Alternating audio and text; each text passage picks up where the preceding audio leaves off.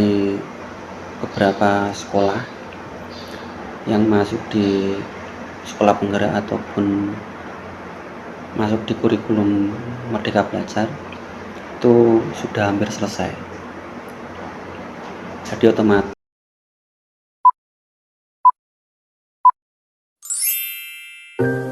Assalamualaikum warahmatullahi wabarakatuh. Om Swastiastu, Namo Buddhaya, salam kebajikan. Kali ini saya akan berbagi mengenai penting tidaknya kurikulum untuk menunjang di dunia pendidikan gitu. Dan sekarang ini di periode saat ini ya namanya itu dari beberapa sekolah yang masuk di sekolah penggerak ataupun masuk di kurikulum Merdeka Belajar itu sudah hampir selesai. Jadi otomatis tahun depan ataupun sebentar lagi itu tentunya akan ada peralihan kurikulumnya untuk media ajar di sekolah, baik tingkat apa dasar maupun sampai ke strata atas ataupun SMA. Jadi banyak dari channel YouTube yang membagikan informasi terkait sebenarnya penting nggak sih kurikulum itu.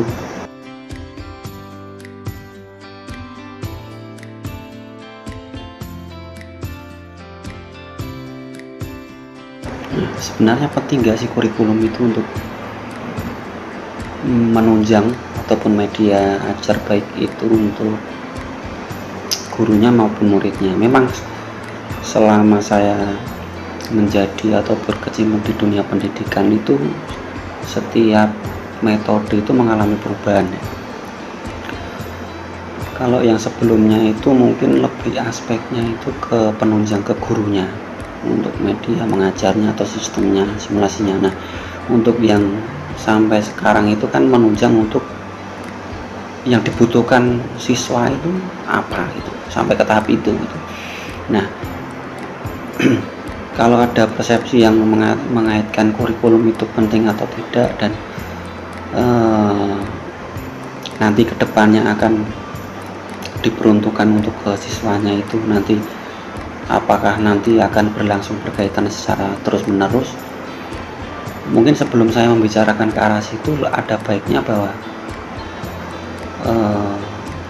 tanggung jawab ya seseorang guru ini saya tamparkan ke saya sendiri ya. Jadi bahwasanya seorang guru pun pasti mengalami dunia pendidikan di mana dia memiliki integritas ya sebagai seorang siswa. Dia dituntut untuk belajar ataupun ya, tapi paling nggak pasti dia memiliki suatu kecenderungan atau kecerdasan secara emosional ya. Nah, di sini bagi saya yang paling penting ya itu adalah bakat si siswa itu sendiri. Jadi bagaimana kedepannya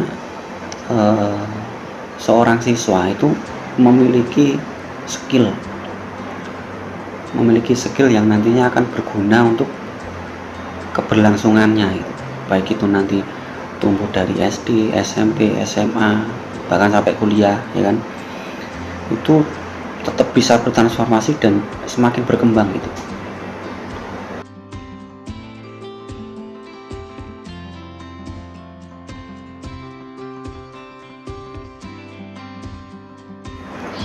Dan hal lain yang perlu disadari itu adalah aspek tentang logika berpikir ya.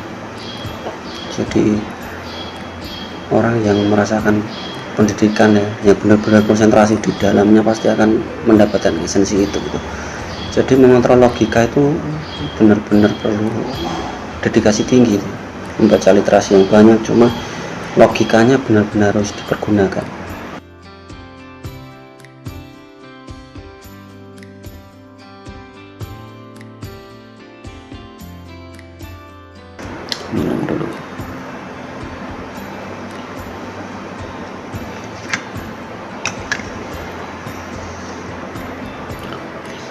Jadi kalau dilihat dari skema ya, di Indonesia ini kan penerapan media ajarnya kan dituntut untuk multi talent ya, baratnya dari mulai sekolah dasar saja udah mempelajari matematika, bahasa Indonesia, kemudian nanti yang sudah menginjak ke kelas 4 atau menaik ke kelas 6 itu udah pasti pakai basic komputer, bahasa Inggris. Semakin tinggi jenjangnya ya, bahkan sampai ke SMA itu tentu mempelajarinya itu semakin banyak gitu, banyak sub gitu. Nah, tapi kadang ada yang lupa gitu, bahwa penerapan di media di Indonesia nanti ketika setelah lulus dari SMA ataupun kejuruan SMK, itu pasti dia akan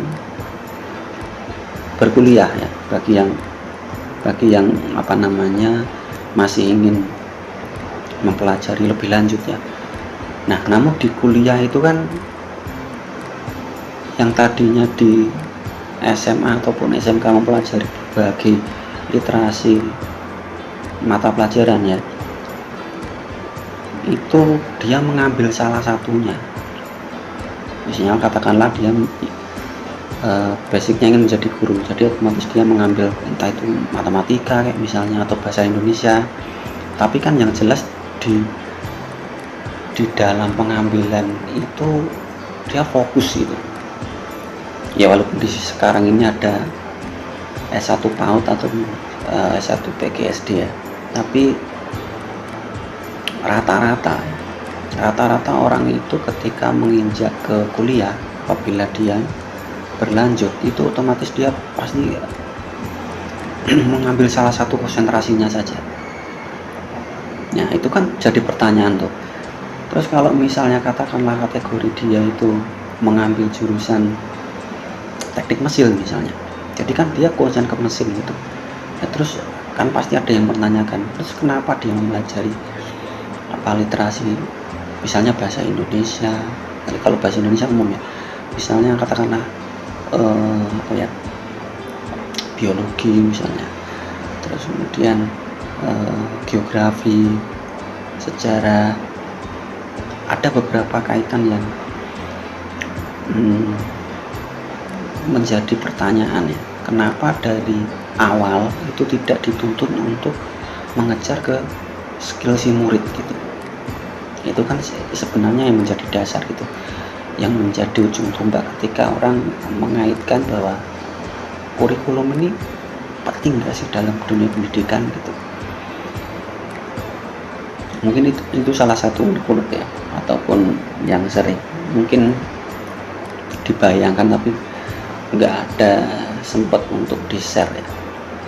Namun saya menjawab hal-hal terkait itu tadi itu. Jadi kalau di dunia pendidikan itu kan seseorang murid itu kan dia butuh penyesuaian tempat ya. Misalnya katakanlah dia jenjang strata dasar ataupun sekolah dasar. Kalau dia tidak bersekolah, itu secara mengontrol emosinya itu akan stagnan gitu, akan terhambat di situ saja gitu. Padahal ketika masuk di ruang sekolah, dia itu bertemu sama teman-teman yang mungkin tempatnya berbeda, terus cara berinteraksinya beda. Jadi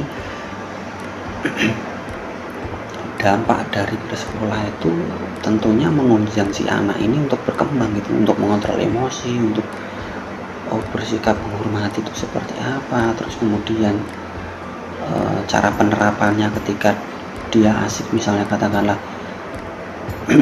berhitung, ataupun dia bernyanyi, ataupun dia menggambar, itu kan sangat-sangat terkait di situ gitu.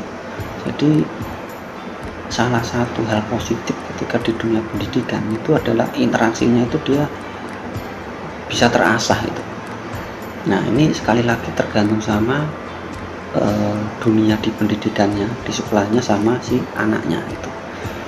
Nah, itu kan harus match gitu ya untuk orang lingkup itu. Jadi guru, orang tua, dan murid itu sangat goalnya itu harus benar-benar erat gitu, supaya yang diharapkan itu bakalan terlaksana gitu.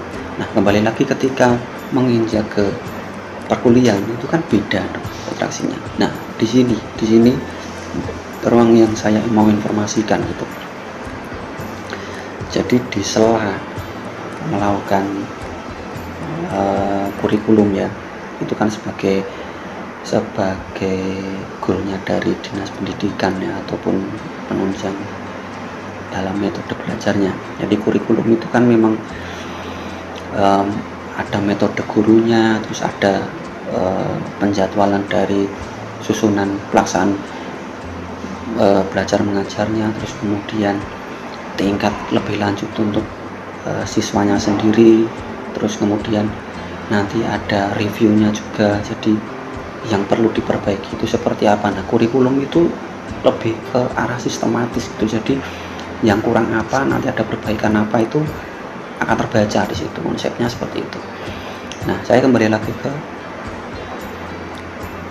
ke konsentrasi yang di bangku kuliah ya. Setelah tadi itu selesai dari SMA yang mempelajari banyak, katakanlah dari background SD sampai ke SMA tadi ya, akan pasti ngambil salah satu konsentrasi saja. Cuma nggak berhenti di situ gitu. Bahwasanya ketika nanti masuk bangku kuliah ya, ini yang perlu disadari. Jadi interaksi konsentrasi yang dari SD sampai ke SMA atau SMK itu, ketika jenjang dari dasar itu benar-benar dimeskan itu, misalnya si guru itu tahu bakat si murid, dia pandai berhitung tuh. Nah, interaksinya si murid itu harus benar-benar klik gitu. Oh, ternyata memang dia have fun di bagian itu. Nah, chemistry di situ tuh nanti yang akan membangun sampai ke bangku kuliah gitu. Jadi bagi saya itu nggak sia-sia gitu. Nah, itu yang paling penting, yang paling pokok yang saya kerucutkan adalah yang perlu disadari. Yang paling penting itu adalah esensi bakat dari seseorang atau pilihan dari orang tersebut itu harus diketahui sedini mungkin, supaya nanti ketika berjenjang itu dia tidak bingung gitu ya. Paling nggak dia bisa membuka ataupun tidak bergantung ke orang gitu. Jadi kalau saya tamparkan kembali ke realita yang sekarang ini, kan banyak angka pengangguran sangat luar biasa gitu ya. Terus kemudian penyerapan lapangan kerja juga sangat-sangat tidak fair. Terus apalagi yang ketiga, latar belakang pendidikan itu kan menyesuaikan berapa yang akan didapatkan itu. Jadi bagi saya bahwa harus memahami bakat itu sedini mungkin ya. Mungkin ulasan saya untuk hari ini ataupun sesi ini sampai di situ. Nanti saya akan lanjutkan ke beberapa sesi yang lebih lebih konkret kembali ya, mungkin ya saya ulas kembali. Mungkin itu saja dari saya. Wassalamualaikum warahmatullahi wabarakatuh. See you.